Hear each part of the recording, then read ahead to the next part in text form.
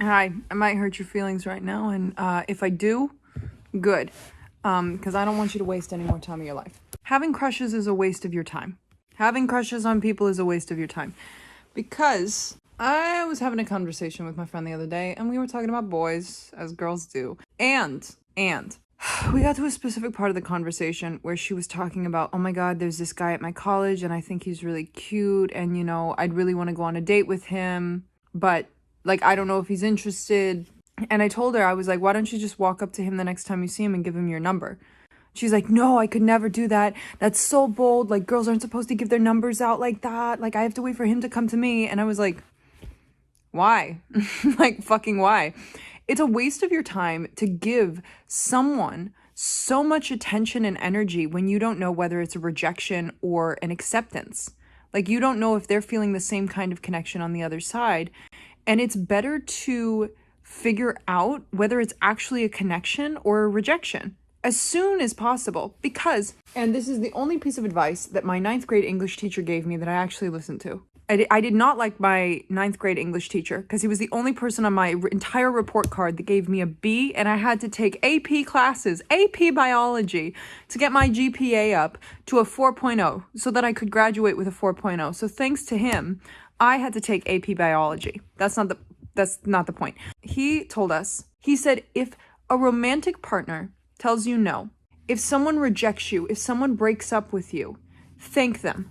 And we were like, the fuck you talking about? Can we get back to the Odyssey? And he said, no. Listen to me right now. Listen to me. When someone rejects you, they break up with you, thank them. Because they are not wasting your time stringing you along. They are giving you a clear and concise answer that they do not want you. And hey, guess what? It's 1 in like 8 billion that's going to be your match. Why do you think that the first person you get into a relationship with is going to be the one, right? You're going to experience rejection and heartbreak and breakups. So when someone says no, it means they're not wasting your time and you're one step closer to the love of your life. And let me just say that advice applies to crushes as well. Because what do you mean you're going to sit and build up this idea of this person in your head, think about them all the time, have them take up all of this brain space, have them take up all this energy? Because whether you believe it or not, when you think, your brain burns calories. And no, this isn't anything to do with like weight loss or anything. Let me look this up.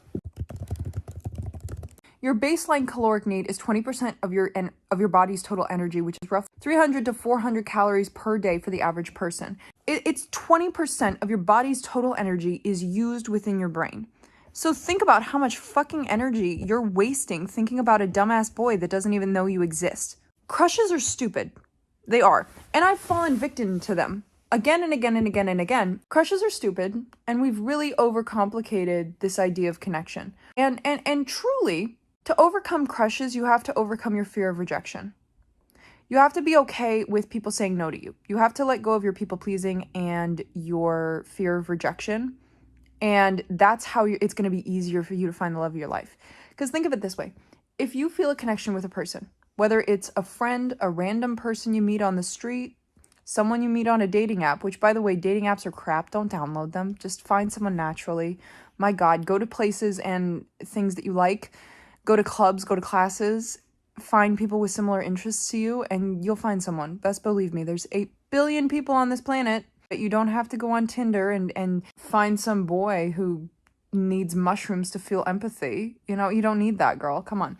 But that's not what I'm trying to say is the second you feel a connection with a person, give them your number. Walk up to them. Start a conversation. Say, hey, I find you attractive. Hey, I find you cute. Do you find me cute? Do you find me attractive? And if they say yes, awesome. Connection formed. Feel it through till the end, and you'll either experience heartbreak on the end of it, which will be okay, or you'll experience the love of your life. And the reason that we're so scared of just having that conversation, that initial conversation with a crush of just like, hey, this is how I'm feeling. I'm going to lay myself out here and just, how are you feeling about me as a person? Like, just tell me your feelings.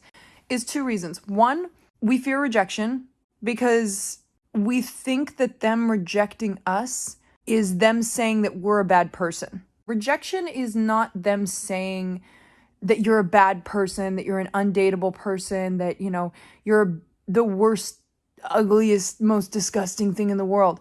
No, it just means that they don't feel that way towards you. You know, some people don't like olives. Some people like pickles.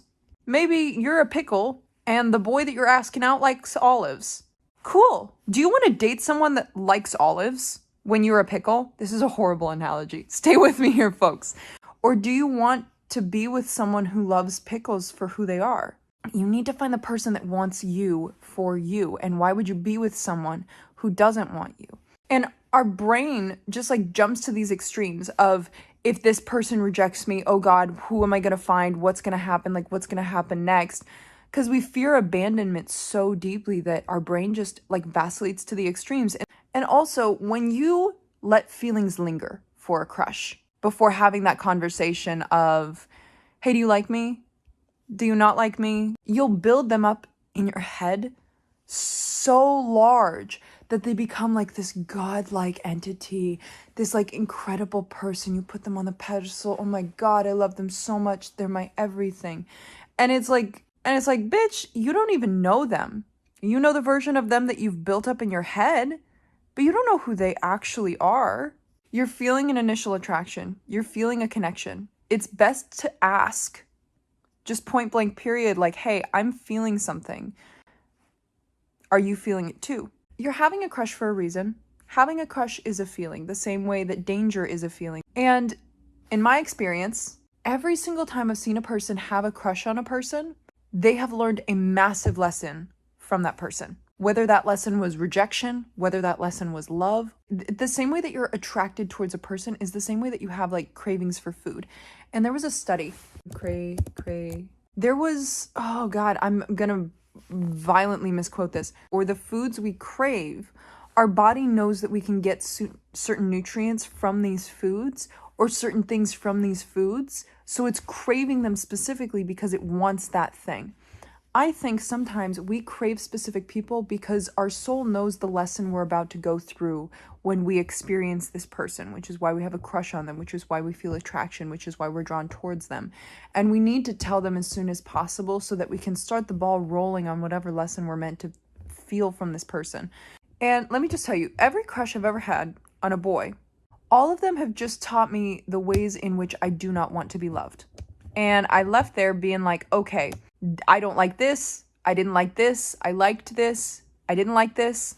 That was my biggest takeaway from the last couple of guys, was just, I don't like to be treated this way. And like I said, I've never had like a long-term boyfriend or anything like that. It's because these boys in the past either just absolutely disappeared and ghosted me, or I was just completely rejected, which is awesome. And it taught me a lot. And it taught me to move on. I've watched so many people have so many crushes on people. And the second I'm like, why